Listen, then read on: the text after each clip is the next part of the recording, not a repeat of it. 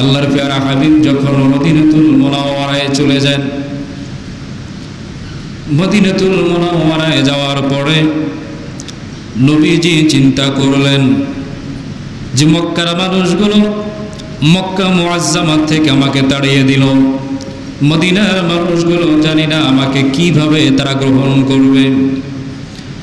মদিনাতুল মুনাওয়ারায় নবীজি উটের উপরে সাওয়ার হয়ে মদিনাতুল মুনাওয়ারায় যখন প্রবেশ করলেন, নবীজি তাকায় তাকায় দেখে মদিনার হাজার হাজার মানুষগুলো উত্তপ্ত রৌদ্র বালুকণা, ছোট ছোট বাচ্চা থেকে শুরু করে বৃদ্ধ বৃদ্ধা, পুরুষ মহিলা দুই পাশে লাইন সিরিয়াল দিয়ে দাঁড়িয়ে রয়েছে।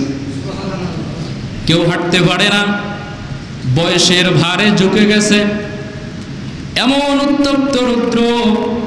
নবীজি উট নিয়ে সামনে চলতেছেন, ছোট ছোট মাসুম বাচ্চাগুলা নবীজিকে দেখতে পারে না, এত উঁচাই উটের উপরে বসা, মাথা উঁচু করে ছোট ছোট মাসুম বাচ্চাগুলা নবীজিকে তাকায়া তাকায়া দেখে, দেখতে কষ্ট হয়। নবীজি দৃশ্য দেখতেছে আর চোখের পানি ফেলায়। আরে মক্কার মানুষগুলো আমি রাসূলুল্লাহকে চিনল না, মক্কা থেকে তাড়িয়ে দিল। আর আজকে মদিনার ইয়াসরিবের এই মানুষগুলো যারা আমাকে চিনছে, যাদের সাথে পুরো আমার কোনো পূর্ব পরিচয় নাই, পরিচিতি নাই, এই মানুষগুলো শুধু নয় বরং ছোট ছোট মাসুম বাচ্চাগুলো পর্যন্ত আমি রাসূলুল্লাহকে আহলান সাহালান জানিয়ে আমি নবীকে রিসিভ করার জন্য এই উত্তপ্ত প্রখর রৌদ্রে অবস্থান করতেছে।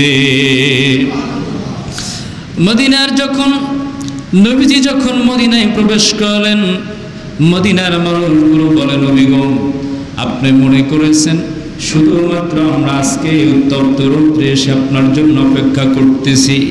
নবী গো, না না, যেদিন থেকে শুনেছি আপনি মক্কা থেকে মদিনায় প্রিয় নবী আসবেন, আপনার সাহাবীদেরকে আগে আপনি পাঠাইছেন, ওদিন থেকে নিয়ে আমরা ওই সময়টুকুর জন্য অপেক্ষা করতেছি, কোন দিন যেন রহমাতুল লিল আলামিন মক্কা থেকে মদিনায় চলে আসে। আমরা একদিন দুই দিন ধরে নয়, প্রতিদিন সকাল যখন হয় আমরা সেইভাবে এখানে দাঁড়িয়ে যাই, অপেক্ষা করি, সন্ধ্যা পর্যন্ত আবার ঘরে চলে যাই। এই অপেক্ষার পালা আজকে শেষ হয়েছে গো নবী, আপনাকে দেখার মাধ্যমে। মদিনার মানুষগুলো বলে, হুজুর আমার ঘরে চলেন, আমার ঘরে চলেন। সব মানুষগুলো নবীকে নেওয়ার জন্য, রাসূলুল্লাহকে নেওয়ার জন্য পাগল। কেউ চায় না যে নবী আমার ঘরে না যাক, সবাই নবীকে নেওয়ার জন্য, যে যার ঘরে নেওয়ার জন্য টানা হেঁচড়া করতেছে। রাসূলুল্লাহ এতই খুশি যে মক্কার মানুষ আমার নিজের বাড়িতে পর্যন্ত থাকতে দিল না। মদিনার মানুষগুলো প্রত্যেকেই চায় যে নবী যেন আমার ঘরে আসে, আমার ঘরে আসে। আল্লাহর হাবিব বললেন, তোমরা জোরাজুরি করো না আমাকে, আমার এই উট যার বাড়ির দরজায় গিয়ে থামবে আমি রাসূল তার বাড়িতে আশ্রয় নেব। মদিনাতুল মুনাওয়ারায় আল্লাহর হাবিব যখন এরকম দুই সারিবদ্ধ হয়ে মানুষগুলো দাঁড়িয়ে আছে, নবীজি চাইতেছেন, উট চলতেছে, যেতে যেতে যেতে যেতে হযরতে আবু আইয়ুব আনসারী রাদিয়াল্লাহু তাআলা আনহু তার বাড়ির সামনে, তার ঘরের সামনে থেমেছে। হযরত আবু আইয়ুব আনসারীর ঘরে নবীজি তখন উট থেকে নেমে আবু আইয়ুব আনসারীর ঘরের ভিতরে নবী রইলেন। সুবহানাল্লাহ। মক্কায় আসার পরে নবীজি মদিনায় আসার পরে চিন্তা করলেন, মাতৃভূমি মদিনায় থাকা অবস্থায় আমার সাথে যে সাহাবীরা আজকে হিজরত করে মদিনায় আসলেন, এই মদিনায় মক্কা থেকে তারা তাদের জায়গা জমি ধন সম্পদ সব কিছু ফেলে রেখে মদিনায় আসছে, ব্যবসা বাণিজ্য সব কিছু ফেলে রাখছে, কোনো কিছু নিয়ে আসতে পারে নাই। মদিনায় তাদের কোনো আত্মীয় স্বজন নাই, কিভাবে মদিনায় তারা জীবন যাপন করবে? মক্কায় যাওয়ার তো সুযোগ নাই, কাফেরেরা আক্রমণ করবে। এই চিন্তা, এই টেনশন আল্লাহর পেয়ারা হাবিব এই চিন্তা করতেছেন যে সাহাবীরা কে কিভাবে থাকবে, আমাকে না হয় একজন আশ্রয় দিল, কিন্তু সাহাবীদের অবস্থা কি হবে। নিজের চিন্তা নবীজি করেন নাই, সাহাবীদেরকে নিয়ে উম্মতকে নিয়ে চিন্তা করতেন। আমার এতগুলো সাহাবী মক্কা থেকে মদিনায় আসলো, কিভাবে তাদের থাকার জায়গা দেব, কে তাকে আশ্রয় দিবে, কোন জায়গায় ঘর বাড়ি করবে, টাকা পয়সা নাই, অর্থ সম্পদ নাই, কিভাবে জায়গা জমিন কিনবে, চিন্তার বিষয় না। আল্লাহর হাবিব এই চিন্তা করে, কিন্তু মদিনার মানুষগুলো রাসূলুল্লাহকে পাওয়ার পরে এতটাই সন্তুষ্ট, এতটাই খুশি যে মদিনার মানুষ ইসলাম গ্রহণ করার কারণে, ইসলাম কবুল করার কারণে আল্লাহর নবী রাহমাতুল লিল আলামিন যেই সমস্ত সাহাবীদেরকে নিয়ে মদিনায় গিয়েছেন, ওই সাহাবীরা যাদেরকে বলা হয় মক্কা থেকে মদিনায় যারা হিজরত করেছেন তাদেরকে বলা হয় মুহাজির। কি বলা হয়? আর মদিনাতুল মুনাওয়ারায় যেই সমস্ত সাহাবীরা তাদের মুহাজিরদেরকে যারা সাহায্য করেছে, সহযোগিতা করেছে, তাদেরকে বলা হয় আনসারী। তাদেরকে আনসারী বলা হয়। এই দুই শ্রেণীর সাহাবীরা রাসূলের সাথে ছিল। মক্কা থেকে মদিনায় হিজরত করে যারা চলে গেছে তারা হলো মুহাজির, আর মদিনায় বসে যারা মুহাজিরদেরকে আশ্রয় দিছে, তাদের জন্য খাবার দাবারের ব্যবস্থা করছে, থাকার জায়গা দিচ্ছে, তাদেরকে বলা হয় আনসারী। সুবহানাল্লাহ বলেন না? অর্থাৎ সাহায্য করি, তারা মুহাজিরদেরকে সাহায্য করছে। কতটা সাহায্য করেছে সহিহ বুখারীর একটা হাদিস থেকে বোঝা যায় কি পরিমাণ আন্তরিকতার সাথে মুহাজিরদেরকে আনসাররা গ্রহণ করেছিল, আশ্রয় দিয়েছিল। হযরত আব্দুর রহমান ইবনে আউফ তিনি হাদিস বর্ণনা করেন, বুখারী শরীফের ভিতরে হাদিস খানা আসছে 2049 নম্বর হাদিস। হযরত আব্দুর রহমান ইবনে আউফ তিনি বলেন, লাম্মা কদিমানাল মদিনাতা, যখন আমি মদিনাতুল মুনাওয়ারায় রাসূলের সাথে গেলাম, আল্লাহর প্যারা হাবিবের সাথে যখন মদিনাতুল মুনাওয়ারায় যখন হিজরত করে গেলাম, আল্লাহর প্যারা হাবিব মদিনাতুল মুনাওয়ারায় রাসূলুল্লাহর হাতে হাত দিয়ে যারা ইসলাম গ্রহণ করেছে তাদের ভিতরে, তাদের মধ্যে একজন সাহাবী, এই সাহাবীর নাম ছিল হযরতে সাদ ইবনে রাবি। সুবহানাল্লাহ বলেন। হযরতে সাদ ইবনে রাবি রাদিয়াল্লাহু তাআলা আনহু, আব্দুর রহমান ইবনে আউফ তিনি বলেন, সাদ ইবনে রাবি রাদিয়াল্লাহু তাআলা আনহুর সাথে আর আমি আব্দুর রহমান বিন আউফের সাথে নবীজি ভ্রাতৃত্বের সম্পর্ক তৈরি করে দেয়। সুবহানাল্লাহ বলেন না? বাইনি ওয়া বাইনা সাদ ইবনে রাবি, আমাদের দুইজনের মাঝে একটা ভ্রাতৃত্বের সম্পর্ক তৈরি করে রাসূলুল্লাহ পরিচয় করিয়ে দেয়। আরে সাদ ইবনে রাবি, মক্কা থেকে তোমার ভাই আব্দুর রহমান ইবনে আউফ তিনি মদিনায় আসছে। অনেক বড় ব্যবসায়ী ছিল, কিন্তু হিজরত করে মদিনায় আসছে, কিছুই নিয়ে আসতে পারে নাই। কিন্তু মক্কার ভিতরে এই আব্দুর রহমান বিন আউফ ছিল অনেক ধনী, অনেক সম্ভ্রান্ত পরিবারের লোক, টাকা পয়সার অভাব নাই, ব্যবসা বিজনেসের অভাব নাই, কিন্তু দিন গ্রহণ করার জন্য আজকে আব্দুর রহমান বিন আউফের কিছুই নাই। সবকিছু ফেলে আজকে মুসাফির অবস্থায় আসছেন, মুসাফির অবস্থায় মদিনায় আসছেন। তুমি আব্দুর রহমান বিন আউফের জন্য কিছু ব্যবস্থা করে দাও।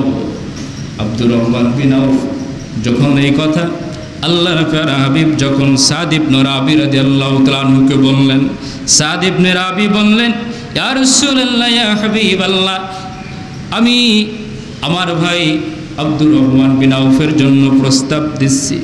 ইন্নী উকসারুল আনসারি, হুজুর মালা ফাকসিম লাকা নিসফু মালি। নবী গো শুনে নেন, আমি আব্দুর রহমান বিন আনসারি, আমি বলে দিলাম রাবি। হযরতে রাবি তখন বললেন, হুজুর আব্দুর রহমান বিন আউফকে বলছি, আমার যে সম্পদ আছে, আমার যে খেজুরের বাগান আছে, আমি আমার ভাইকে আপনাকে বলছি আপনি ভাগ করে আমার ভাইকে অর্ধেক দিয়ে দেন। সুবহানাল্লাহ কন্যা।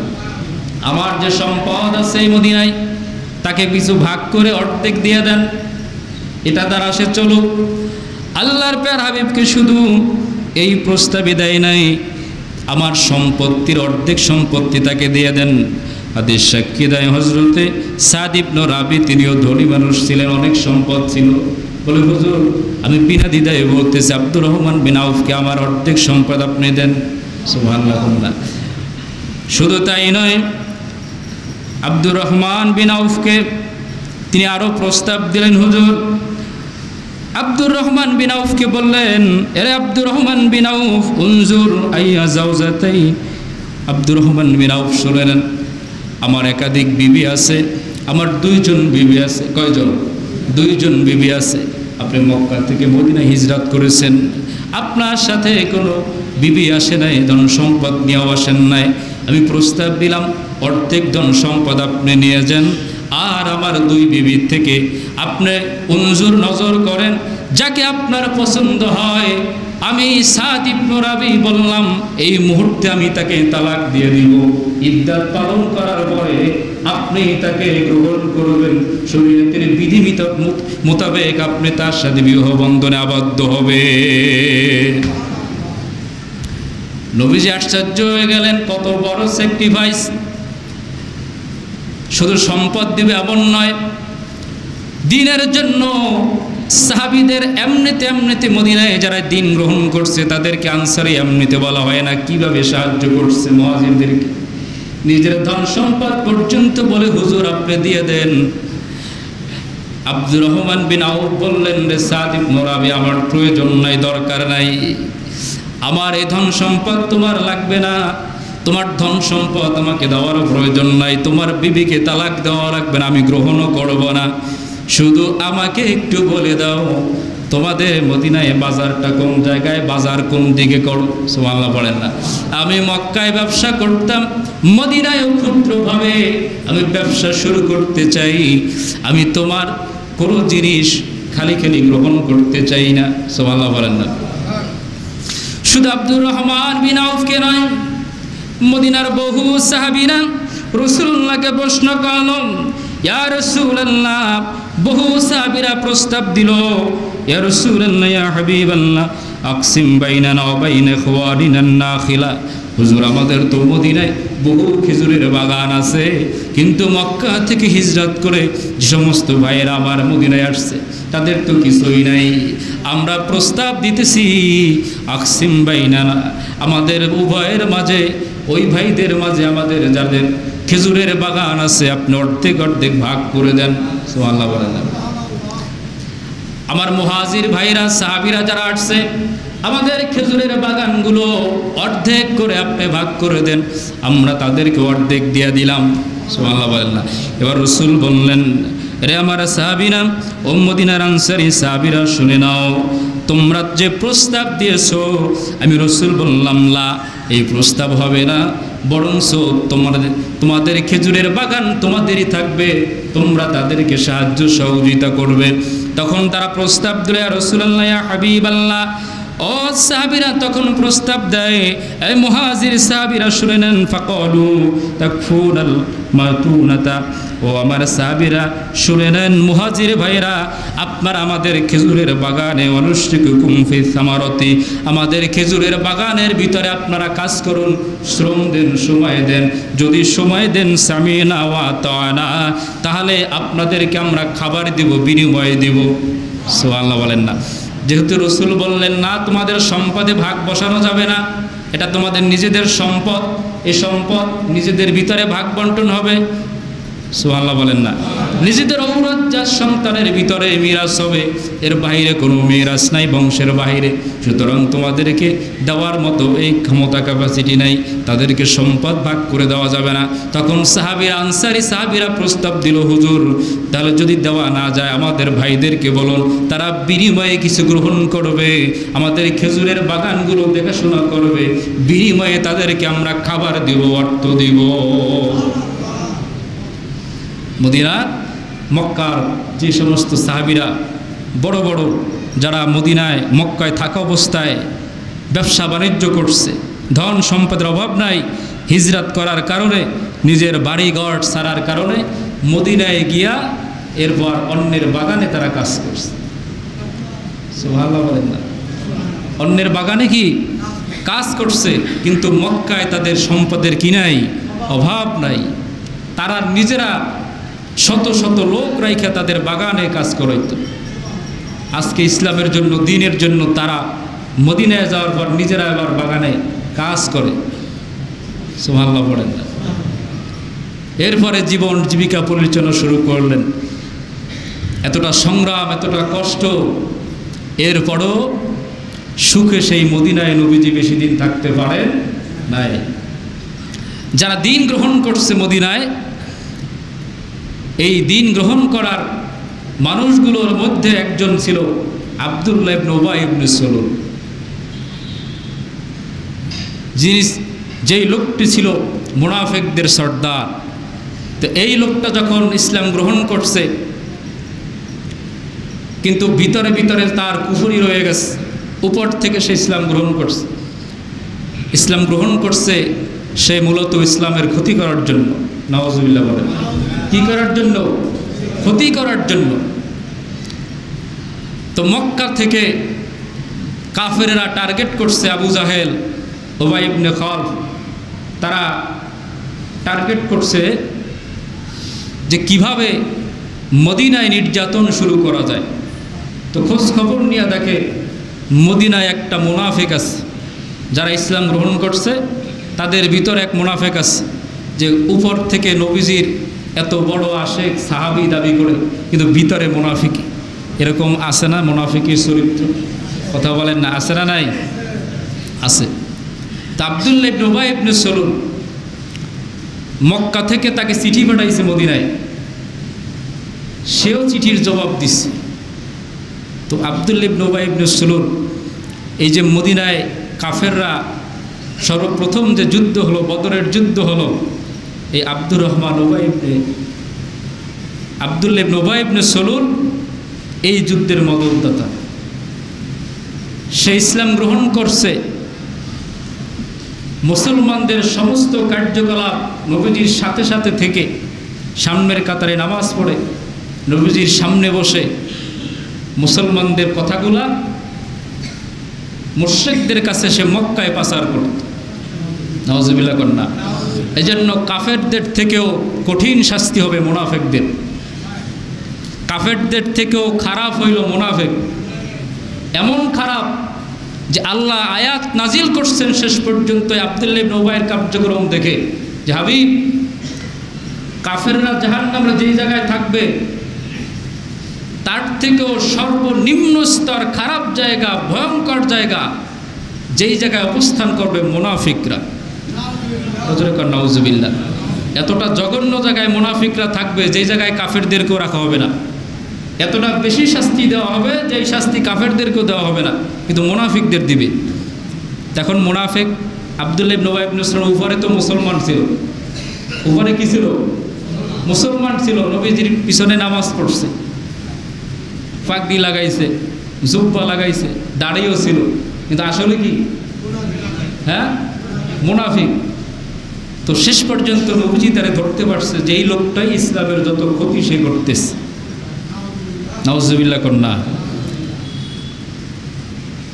তো মদিনায় যাওয়ার পরেও আল্লাহর হাবিব মদিনার জীবন সাহাবীদেরকে নিয়ে সুখে শান্তিতে কাটাইতে পারে নাই। নবীজি মদিনায় যাওয়ার পরে মক্কার দিকে আক্রমণ করে নাই, বরঞ্চ মক্কাবাসীরাই, মক্কার কাফের মুশরিকরাই মদিনায় আক্রমণ করছে। আক্রমণ করার একের পর এক ষড়যন্ত্র করতেছে, কিভাবে মুসলমানদের উপর আক্রমণ করা যায়, কিভাবে মুসলমানদেরকে ধরে আনা যায়। এই চিন্তাই, এই প্ল্যান পদ্ধতি সারাক্ষণ তাদের একটাই মিশন ছিল, যে তাদেরকে যদি পৃথিবীর থেকে শেষ করে দেওয়া যায়। যেহেতু মদিনায় চলে গেছে, শুনতেছে, আস্তে আস্তে দিন গ্রহণ করতেছে, মুসলমানের সংখ্যা বাড়তেছে, দিন দিন মুসলমানের সংখ্যা কি বাড়তেছে। তো এই চিন্তায় মক্কার কাফেরেরা কিভাবে মুসলমানদের সংখ্যা যতজন হয়েছে এই পর্যন্ত থামানো যায়, তাদেরকে মারা যায়, পৃথিবীর থেকে যদি তাদের শেষ করে দেওয়া যায়, আর মুসলমান হবে না। যেরকমটা এখনো পর্যন্ত পৃথিবীতে, সারা পৃথিবীতে ইহুদি, নাসারা, খ্রিস্টান, মুরতাদ, বেঈমান সব এক হয়ে এরপরে মুসলমানের বিরুদ্ধে লড়তেছে।